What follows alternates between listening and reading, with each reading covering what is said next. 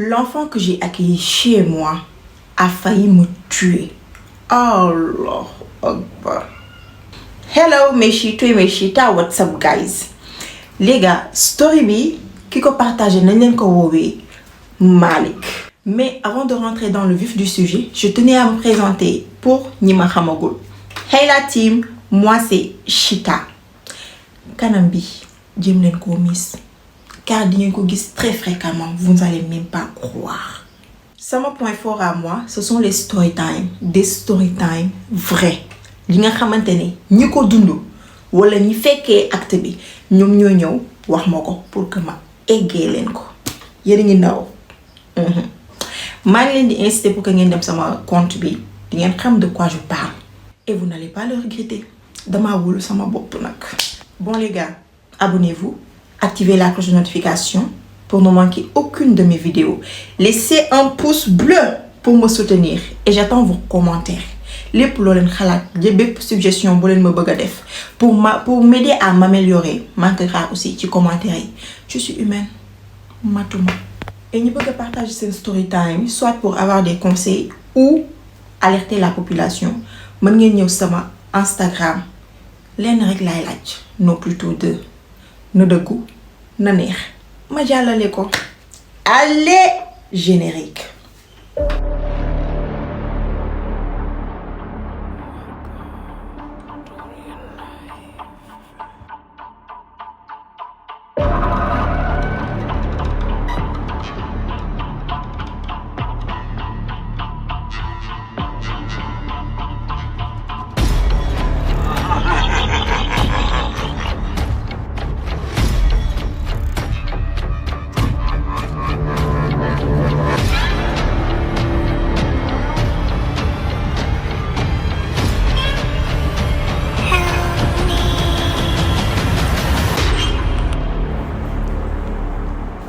Malik nee na ma coucou Chita, j'espère que yaa ngi ci jàmm. Man je suis un père célibataire âgé de 34 ans.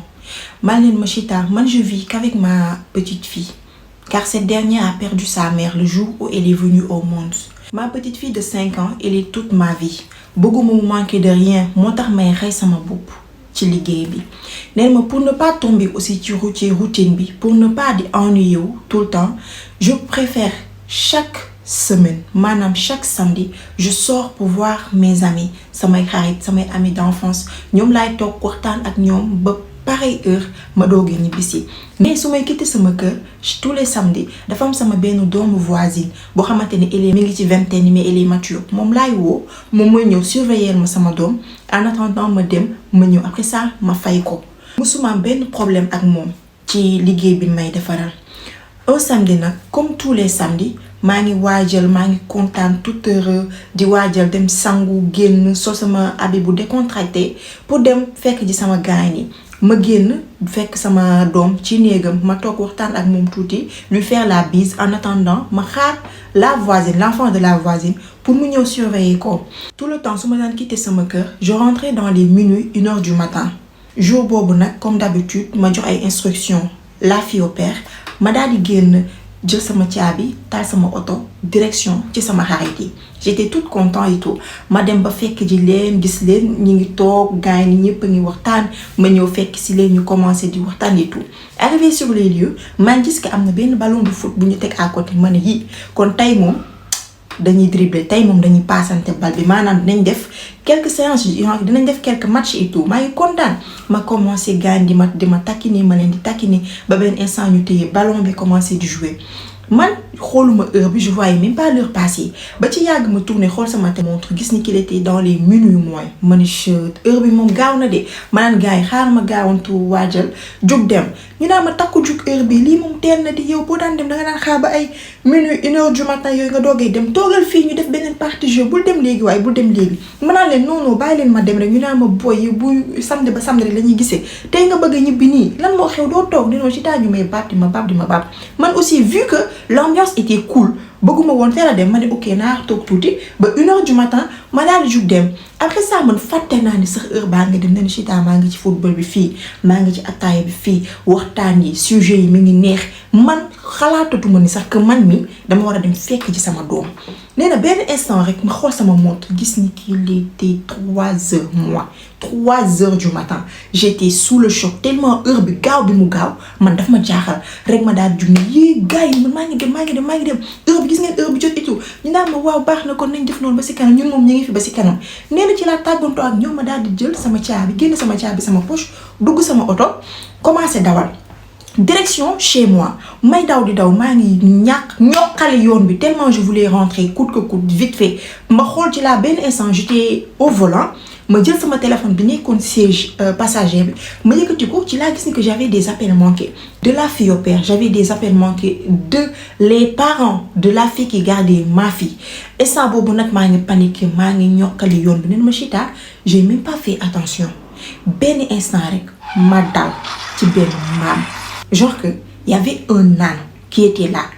mbëkk naa ko dal naa ci kaw rek immédiatement ma arrêté oto bi gaawantu ubbi buntu bi wàcc arrivé devant ma voiture gisuma benn mbaam te nee na ma je peux jurer que ni j'ai heurté un âne mais ma wàcc sama oto ñëw di xool li ma mbëkk gisuma dara ma xool alentour yi sëgg xool suufu oto bi gisuma dara ma ne ok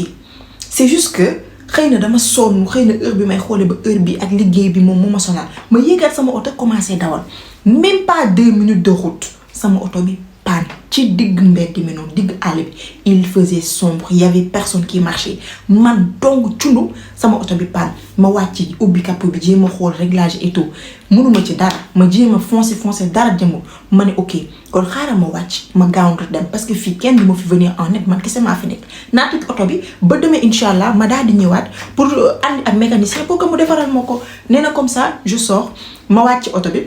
récupérer sama téléphone samay bagages quelques matériels yooyu ma jël yoon bi nee na maa ngi dox même pas dox sax tellement limite je courais parce que je voulais arriver coûte que coûte chez moi may avancer benn instant j'étais presque arrivée chez moi ma jékki saay dégg un enfant qui sanglotait dégg naa benn xale bu jooy genre di jooy tu as entendu que c'était la voix d'un petit muy jooy nee na ma arrêté wu sur le coup commencé di xool alentour yi je vois personne ma ne ça doit être le fatigue daal instant bi moom xam naa dama sonn rek ma jëlaat yoon bi nee na Chita ma jëlaat yoon ba egg sama buntu kër maanaam dama génne sama caabi dugal rek dégg ku ne ma tonton avec des sanglots ma gistu et là je vois un petit garçon tout sale nee na ma mën naa ko qualifier de talibé parce que la façon dont l'enfant était habillé les habits sales les habits déchirés te mi ngi yore benn pot ma ne ko waa petit xanaa dangaa réer looy def fii nee na mu ne ma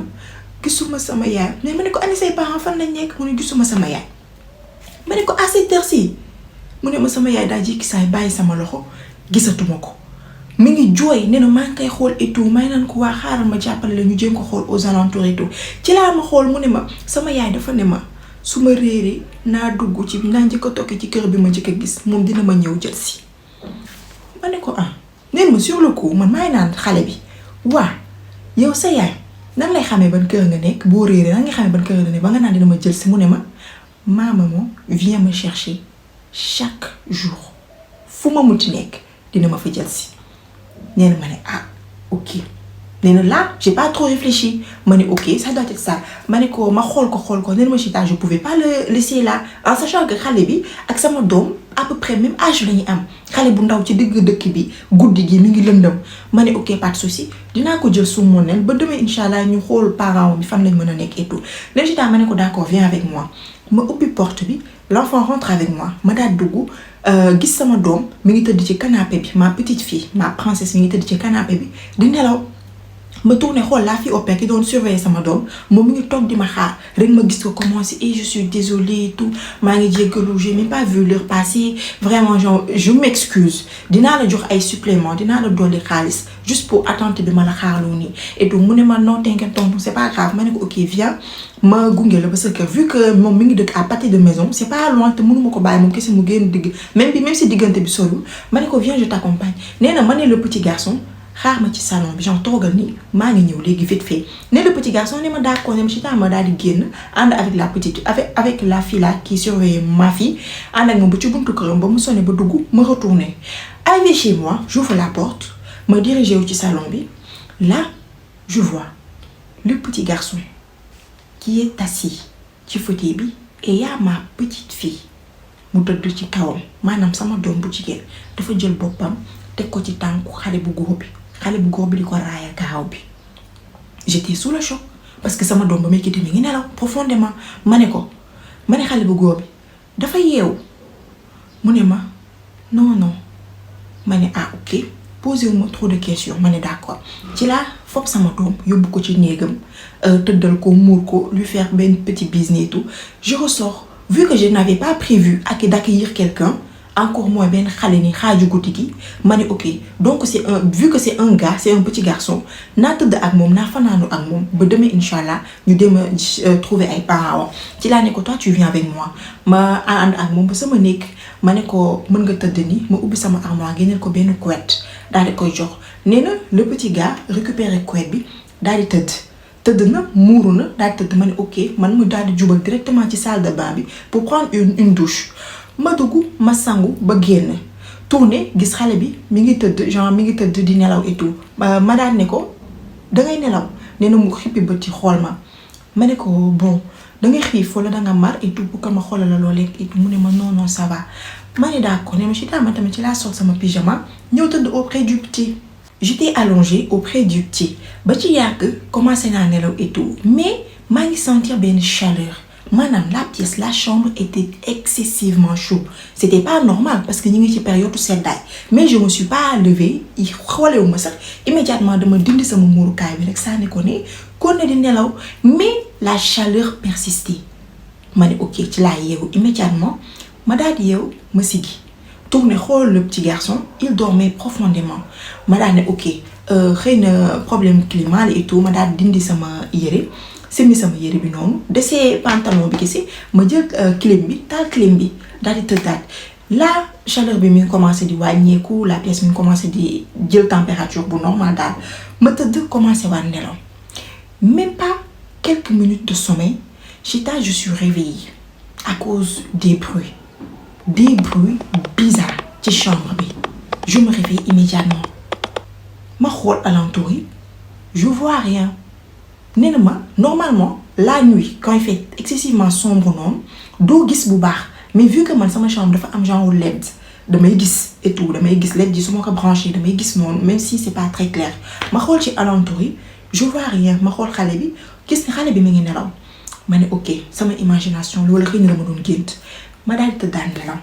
Malick nee na ma Chita cette fois-ci je me réveille pour la 3e fois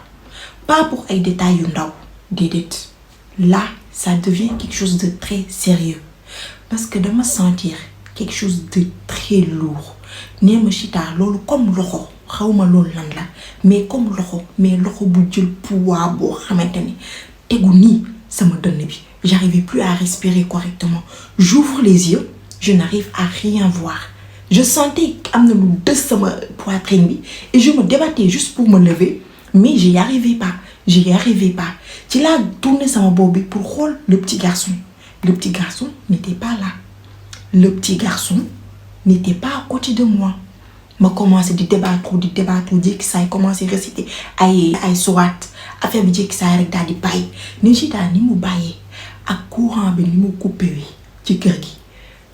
benn la dama commencé def ay sourate rek affaire bi bàyyi ma doogee jug toog dama jug toog takk électricité amatul ci kër gi ma daal di jug commencé di làmb sama téléphone pour taal torche bi et tout ni may làmbee téléphone bi dégg ma petite fille qui crie qui hurle papa y a quelqu'un dans la chambre papa am na ku ne ci néeg bi papa rek ma gaawantu yoon bi ñett teg ko ba eggi sama néegu doom bi ubbi porte bi rek gis ko mu toog ci lal bi rek ma dem accolade ko pour la rassurer ma petite fille mi ngi teg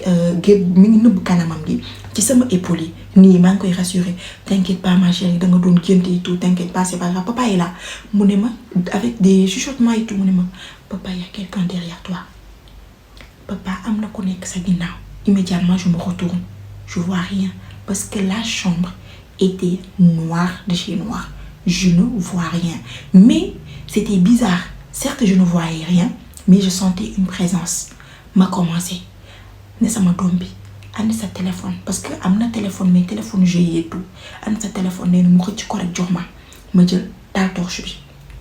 tourner xool alentour yi gisuma dara. ma ne ko ok t'inquiète pas papa est là je vais rester là avec toi pour que nga mën a nelaw dégg nga nee na mu ne ma waa ne sama doom mi ngi tëdd sama wet ma di ko caresser noonu di ko caresser jékki saay mu nelaw ba mu nelawee la lumière revient comme ça courant daal di tàkkaat ma gis ni que ma petite fille mi ngi nelaw ma muur ko daal di génn ci chambre bi jubal sama néeg ma jubal sama néeg fekk le garçon di nelaw ma ni ko booy dangay nelaw personne ne me répond ma laal ko ni genre que ma yëngal ko ni tuuti pour xool ba xam dina ma tontu ou pas parce que 5 j'étais sûre et certain que le gars n'était pas sur le lit ma ñëwaat fekk ko ci lal bi dangay nelaw kenn tontu ma daal di tëddaat. Prenez des pop-corn. Film fii lay commencé. Malick neen ma Chita, je me recouche pour la 4e fois. Je savais que j'arrivais plus à dormir. Dama tëdd rek daal di gëm juste pour me reposer un tout petit peu. Ma daal di tëdd. Je ne dormais pas, mais mes yeux étaient fermés. Jékki saay dégg des bruits de sabots dans la maison. Des bruits de sabots perçants, bruit fort comme si sama wetu nopp yi la ñuy daw. Immédiatement jug toog ci lal bi xool direct le petit garçon. Il n'était pas là. Encore une fois. Cette fois-ci je me lève. Ma daal di génn sama buntu néeg gis y avait le petit garçon qui se dirigeait ci sama néegu doom bi. Et là le petit garçon était mi-humain mi-animal. Maanaam il avait pas des pieds d'être humain. Rek ma daal di ne subhanallah tourné xool ko rek gaa bi daw xale bi daw directement dugg sama néegu doom bi ni ma Chita ma daw fekk ci ko le gars tenu par le cou ma petite fille. Sama doom bi seggi di ma xool di jooy papa ki kan la nee na mu naan ko duma la def dara. Mi ngi téye liiwam bi baatam bi ci benn loxo bi beneen loxo bi mi ngi caressé sama bopp doom bi ma ne ko lâche la yow lan nga ñu bëggal pourquoi tu es là pourquoi nga bëgg gaañ sama doom yi tout. Le petit lui dit danga rey sama frère soit c'est toi soit c'est ta fille à toi de voir.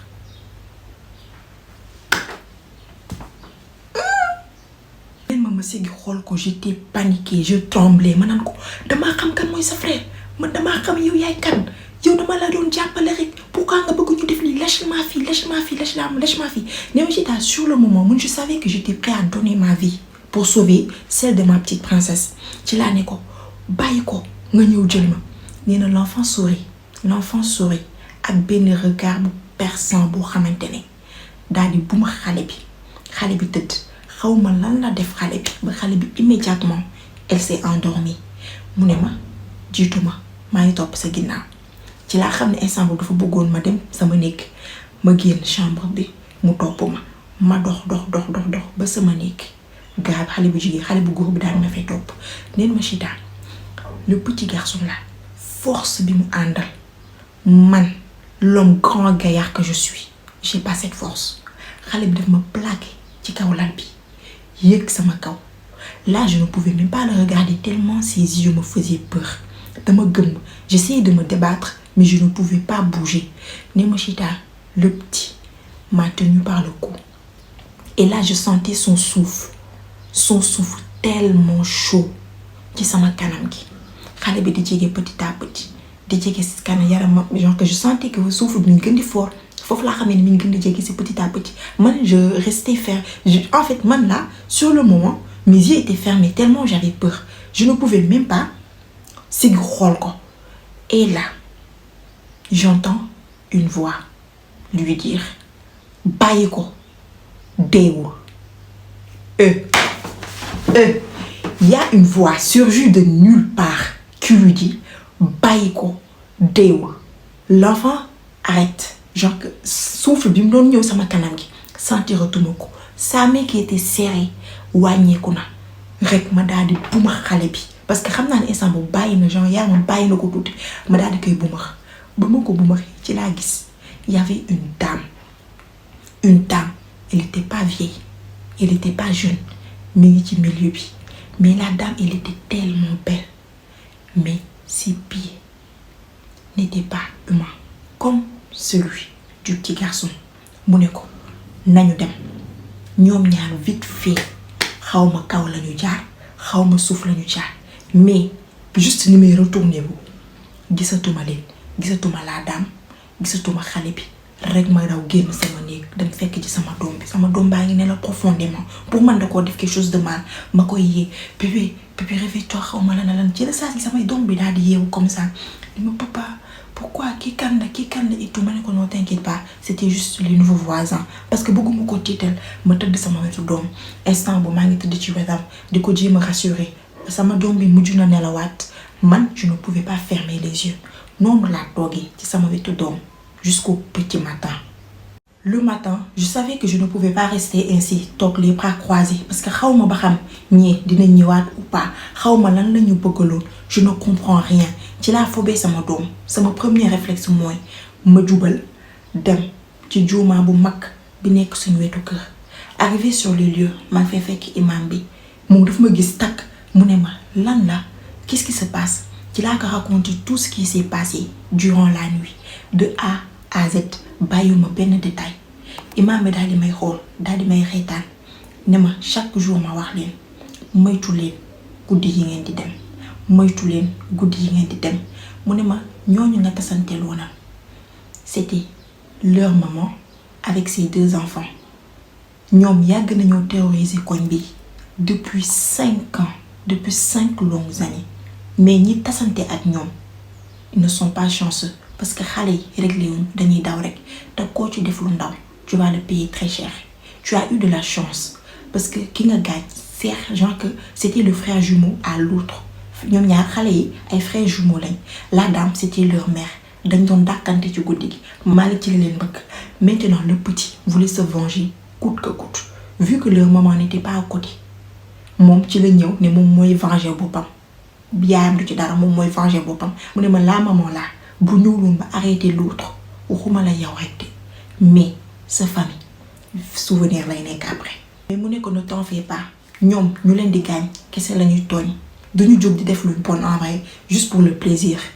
mu ne ko y a eu plus de peur que de mal nañ wax alhamdulilah et là Mali nee na ma avec l'imam et ma petite fille ci lañ toog foofu def ay doigt ñaan julli def lépp lu ñu mën ba quitté dama ci taa ba ma delloo ci kër gi maanaam ci gàttal nekkatuma fa à l'aise même si imam bi nee na ma c'est pas grave mais amatuma genre que nekkatuma fa à l'aise dara dama obligé jaay sama kër daal di déménager. même avant kër gi di jaar sax dama quitté dem loué ji ba kër gi jaar ma doogay jënd feneen fu ma nekk. c'était l'histoire c'est la fin de cette histoire là lu ne lay dégg lu ne la ñuy dégg sax nag. Bon, j'attends vos commentaires. Ngeen wax ma lan ngeen xalaat ci story bi. Si vous voulez donner des conseils à Malick et à vous-même, bàyyi leen tox guddi ma leen ko ñaan. Allez, mes boss, à bientôt pour de nouveaux story time et n'oubliez pas de laisser un pouce bleu et de vous abonner, partager en max. Ñu ñëwaat bu gën a gaaw pour yu dàq bi. Allez, bisous. Mouah.